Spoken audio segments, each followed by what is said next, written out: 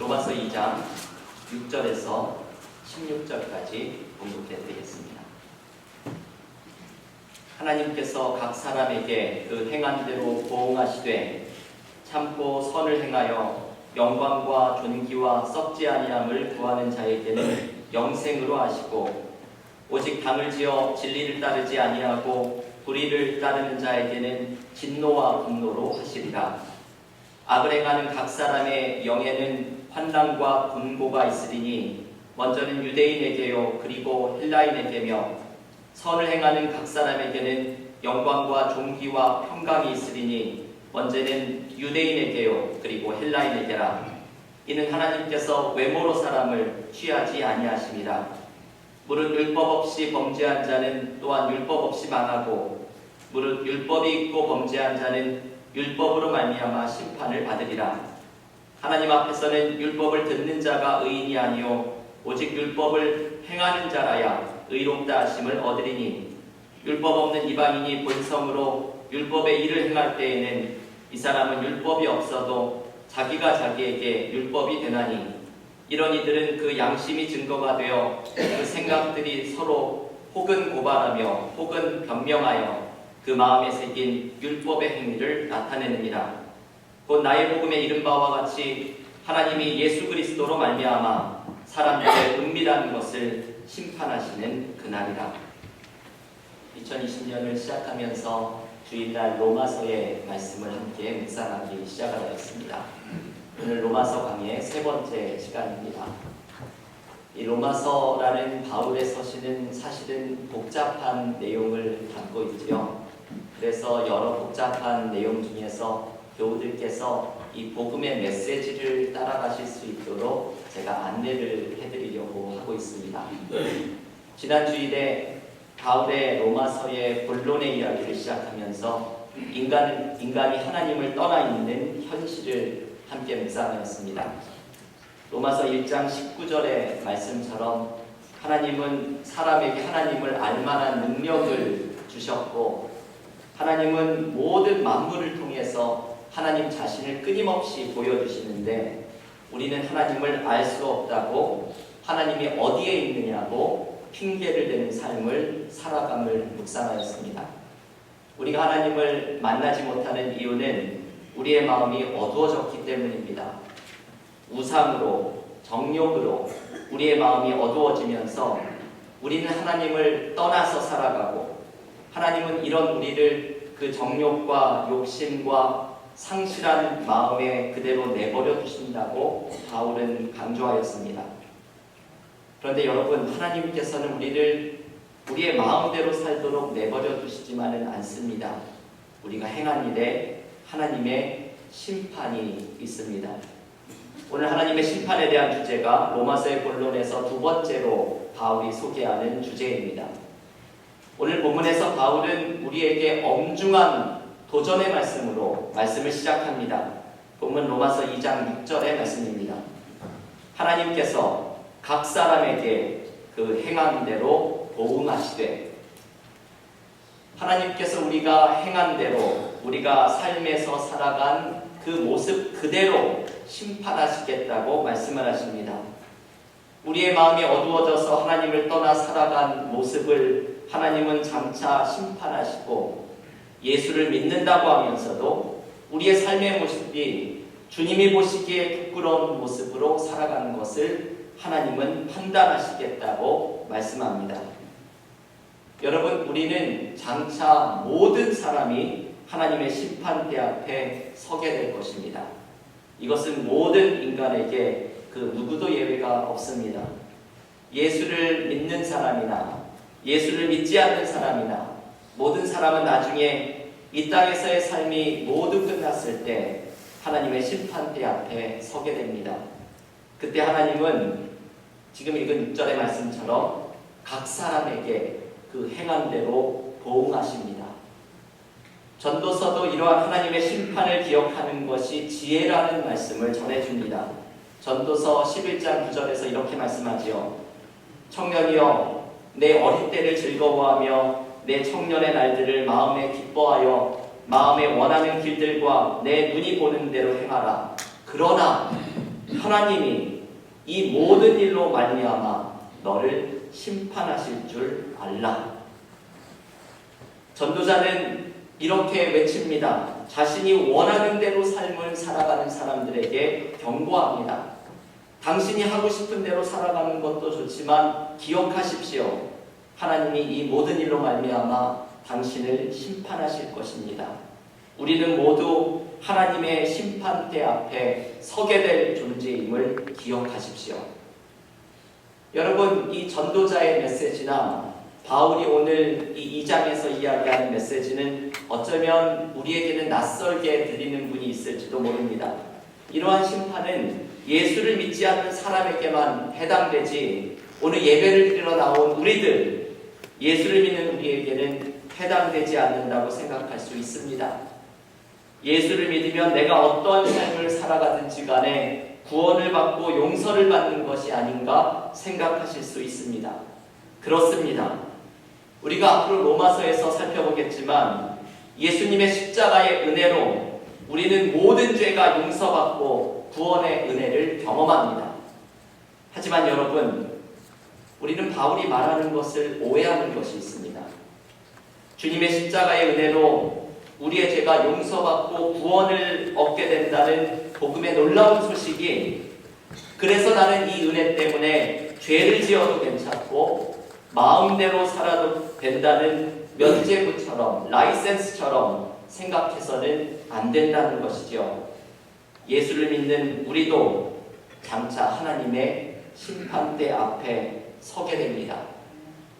복음의 기쁜 소식을 직접 체험했던 수많은 그리스도인들은 오늘 이 바울의 메시지와 똑같은 것을 발견하게 되었습니다.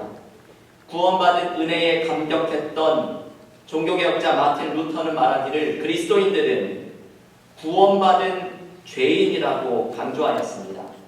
우리는 구원을 받았지만 여전히 죄인이라는 현실을 기억하고 끊임없이 하나님 앞에 올바른 삶을 살아가야 할 것을 강조하는 것입니다. 20세기의 천재적인 신학자로 알려진 디트리히 본페퍼도 나를 따르라는 책에서 말하기를 그리스도인들이 복음의 은혜를 경험하고 자신이 원하는 대로 막 살아간다면 주님의 십자가의 값비싼 은혜를 그저 값싼 은혜로 바꾸어 버리는 것이라고 강조합니다. 보네퍼가 말한 이 표현, 값싼 은혜, cheap grace, 이 유명한 표현이죠. 십자가는 주님께서 자신의 온몸을 던져서 우리를 구원하시는 값비싼 은혜, costly grace가 나타난 사건인데, 우리는 십자가의 은혜로 구원받고는 내 마음대로 살아가는 값싼 은혜로 바꾸어 버렸다는 말씀입니다. 여러분, 이러한 깨달음, 나는 구원받은 죄인이라는 깨달음, 나는 십자가를 값싼 은혜로 바꾸어 버린 부끄러운 삶을 살고 있다는 깨달음은 모두 오늘 바울이 말한 말씀에 대한 묵상으로부터 시작됩니다. 하나님께서 각 사람에게 그 행한 대로 보응하시되 모든 사람은 장차 하나님의 심판대 앞에 서게 되고 자신이 행한 삶을 판단하시는 하나님을 만나게 될 것입니다. 그래서 바울은 하나님의 말씀을 실천하며 살아가는 삶을 강조합니다. 오늘 보면 로마서 2장 13절의 말씀이죠. 여러분 한번 이 말씀을 읽어볼 텐데요. 주보 앞에도 있는 요절의 말씀, 로마서 2장 13절을 함께 읽겠습니다. 하나님 앞에서는 율법을 듣는 자가 의인이 아니요 오직 율법을 행하는 자라야 의롭다 하심을 얻으리니. 아멘. 여러분, 우리가 로마서에서 잘 읽지 않는 말씀 가운데 하나가 바로 이 2장 13절의 말씀입니다. 바울은 율법을 듣기만 하는 자가 의인이 아니요 율법을 행하는 자라야 의롭다 하심을 얻는다고 말합니다. 의롭다 하심이란 쉽게 말하면 옳다, 무죄다 라는 판결을 받는 것입니다. 내가 장차 하나님의 심판대 앞에 섰을 때에 하나님께서 우리를 향하여 너는 올바르다, 너는 무죄다 말씀하시는 것이 의롭다는 선언을 듣는 순간입니다. 그런데 이렇게 의롭다는 선언을 듣는 방법을 바울은 이 로마서 2장 13절에서 율법을 행하는 것이라고 말씀을 합니다. 이 율법에 담겨있는 의미는 오늘 본문 17절부터 설명을 하기를 하나님을 자랑하고 하나님의 뜻을 알고 선한 것을 분간하고 어둠에 있는 자의 빛이 되어주는 것입니다. 이러한 하나님이 기뻐하시는 일을 실천하며 살아가는 사람에게 하나님께서는 너는 의롭다고 판단하실 것이라고 말씀을 합니다. 여러분, 바울의 이 이야기가 낯설게 들려주시는 분들이 있을 것입니다. 로마서를 그동안 내가 읽었던 방식으로만 읽으면 이런 이야기들이 참 낯설게 느껴집니다. 하지만 여러분, 우리의 여러 가지 생각들을 내려놓고서 바울이 로마서 전체에서 말하려고 하는 이 말씀 앞에 정직하게 서게 되면 우리는 특별한 은혜를 경험하게 됩니다. 오늘 본문에서 우리는 두 가지의 중요한 메시지를 깨달아야 합니다. 첫째, 우리 그리스도인들은 하나님이 기뻐하시는 삶을 살아가는데 노력해야 합니다. 내가 십자가의 은혜로 구원을 받았다는 것에 그치는 것이 아니라 하나님께서 내가 행한 대로 보응하시고 하나님의 말씀을 행하는 자를 옳다고 인정해 주시는 분임을 기억하면서 삶에서 하나님이 기뻐하시는 삶을 살아가야 합니다. 성석환 교수가 공공신학과 한국사회라는 책을 썼는데 이 책에서 2017년에 발표된 한국교회의 사회적 신뢰도 여론조사를 소개합니다. 한국교회가 사람들에게 얼마나 신뢰를 받고 있는가를 여론조사를 한 것이죠. 그런데 그 결과가 충격적입니다. 전반적인 신뢰도에서 그렇다, 교회가 신뢰할 만하다 응답한 사람은 20.2%, 보통이다 응답한 사람은 28.6%, 그리고 그렇지 않다, 교회는 신뢰할 만하지 않다 응답한 사람이 자그마치 51.2%였습니다. 응답자의 절반을 넘는 숫자가 대답을 하기를 교회가 믿을 만하지 않다라고 응답을 한 것이죠. 교회가 사람들의 신뢰를 잃은 것입니다. 한국 사람의 절반이 넘는 사람들이 교회를 믿을 만한 곳으로 여기지 않는다는 것입니다. 한국 교회가 분열의 문제, 자기의 배만 돌리는 집단 이기주의의 문제, 목회자의 세습 문제, 여러 부끄러운 문제들로 사람들의 걱정을 사고 있습니다. 교회가 세상 사람들을 걱정해야 하는데 오히려 세상 사람들이 교회를 걱정하는 부끄러운 모습이 나타나고 있습니다. 그리스도인들의 삶의 모습도 마찬가지입니다. 저 사람이 장로와 집사로 있는 교회는 나가지 않겠다는 말을 듣게 되니 우리가 얼마나 하나님의 영광을 가리는 삶을 살아가고 있습니까? 이러한 상황에서 우리는 오늘의 말씀에 귀를 기울여야 합니다. 하나님은 내가 행한 대로 판단하시고 하나님의 말씀을 행하는 자를 옳다고 인정해 주십니다. 얼마 전에 데이비 플랫이라고 하는 분이 쓴 복음이 울다는 책을 제가 소개해드렸습니다. 이분이 히말라야의 산을 등산을 하면서 그 깊은 산 속에 있는 마을들의 가난과 아픔을 소개한 책입니다. 데이비 플랫 목사님은 8일 동안의 트레킹을 하면서 마지막 날에 숙소에 들어와서는 무릎을 꿇고 눈물을 쏟습니다. 그 눈물이 끊어지지 않습니다. 자신이 지난 8일 동안 보았던 이 산속 마을의 지독한 가난과 여자아이들이 인신매매범에 팔려나가는 현실, 주님을 몰라서 어둠에 묶여있는 사람들을 보면서 자신이 무엇을 해야 할지 기도를 시작하는데 터질 수 없는 눈물이 쏟아져 나옵니다. 그런데 이 여행을 안내했던 에런이라고 하는 사역자에게서 이 목사님이 눈물 가운데 하나님께 드렸던 기도의 응답을 발견합니다. 이 에런이라고 하는 사람도 처음에 친구들과 함께 이 히말라야 산속에 처음 트레킹을 왔는데 산속 마을의 여자아이들을 팔아넘기는 인신범을 첫날 만나게 됩니다. 가난한 마을 소녀들을 도시의 직장에 취직시켜준다고 부모들을 꼬셔서 이 아이들을 사창가로 넘기는 것입니다. 에런은 이 여행 첫날 인신매매범을 만나고는 너무나 큰 충격을 받습니다.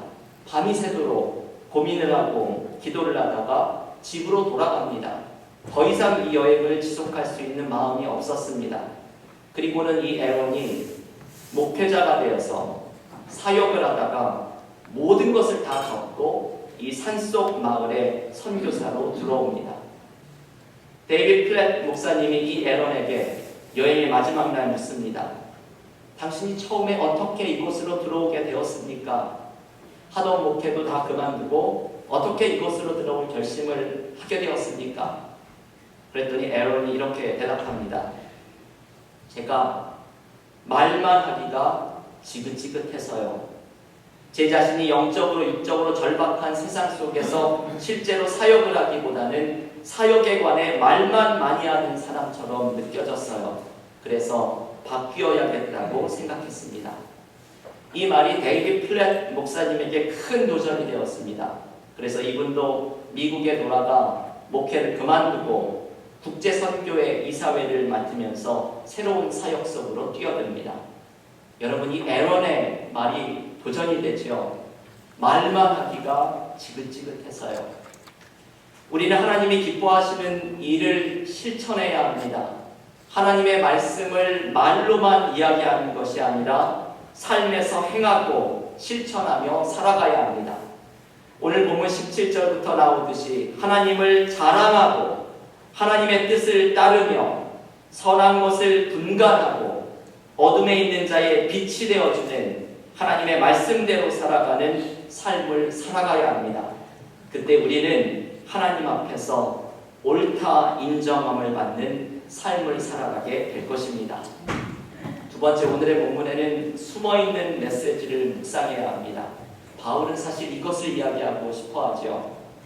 우리는 장차 하나님의 심판대 앞에 설 것이고 행한 대로 보응을 받을 것인데, 여러분, 사실 그때 하나님 앞에 온전하게 서 있을 수 있는 사람이 그 누가 있겠습니까?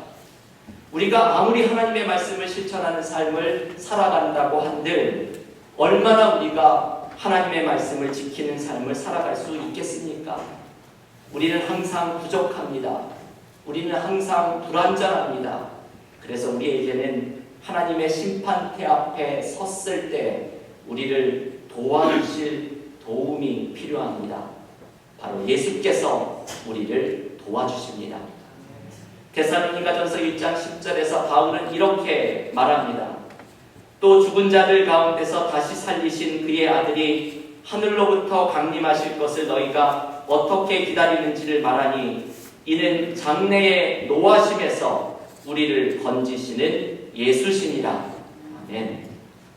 여러분, 이 말씀 데살로니가전서 1장 10절의 말씀은 데살로니가전서의 암송 구절입니다. 신약 성경에서 가장 오래된 메시지 가운데 하나입니다. 여기에 있는 중요한 말씀은 장래의 노하심에서 예수께서 우리를 건져주신다는 사실입니다. 우리가 하나님의 심판대 앞에 섰을 때 믿는 자들은 발견하게 됩니다. 우리를 건져주시는 예수의 은혜가, 십자가의 은혜가 우리와 함께하고 있음을 깨닫습니다. 여러분, 이것이 바울에게는 놀라운 복음의 메시지였습니다. 모든 인간은 장차 하나님의 심판대 앞에 설 것인데 예수를 믿는 사람은 십자가의 은혜로 장래의 심판대 앞에서 의롭다는 판결을 받게 됩니다. 장래의 노하심에서 우리를 건져주시는 예수님을 만나게 됩니다. 여러분, 이것이 바울로 하여금 자다가도 벌떡벌떡 일어나서 감격하게 했던 복음의 기쁜 소식이었습니다. 미래의 심판대 앞에 가보지 않아도 나는 이미 현재에 내가 구원을 받게 될 존재임을 믿습니다. 그 이유는 주님이 십자가에서 이루어주신 은혜가 있기 때문입니다. 이것이 바울이 지금 심판에 대한 이야기를 시작하는 이유입니다. 우리에게는 하나님의 심판대 앞에서 의지하게 될 십자가의 은혜가 있음을 소개해주기 위함입니다. 교우 여러분, 오늘의 본문은 사실 어려운 본문이죠. 이 말씀을 묵상하면서 두 가지의 말씀을 꼭 기억하십시오. 우리는 행한 대로 보응하시는 하나님 앞에 올바른 삶, 주님이 기뻐하시는 삶, 하나님의 말씀을 실천하는 삶을 살아가야 합니다. 하지만 완전하지 않은 우리를 구원하시는 십자가의 은혜를 의지해야 합니다. 이 십자가의 은혜가 얼마나 감격스러운지 바울이 전하게 될 이 십자가의 은혜를 체험하고 경험하며 나아가야 합니다. 우리의 삶이 십자가의 은혜를 의지하며 하나님 앞에 나아가고 하나님이 기뻐하시는 삶을 실천하며 우리를 옳다 인정해 주시는 하나님을 만나는 믿음의 삶이 되시기를 간절히 기원합니다.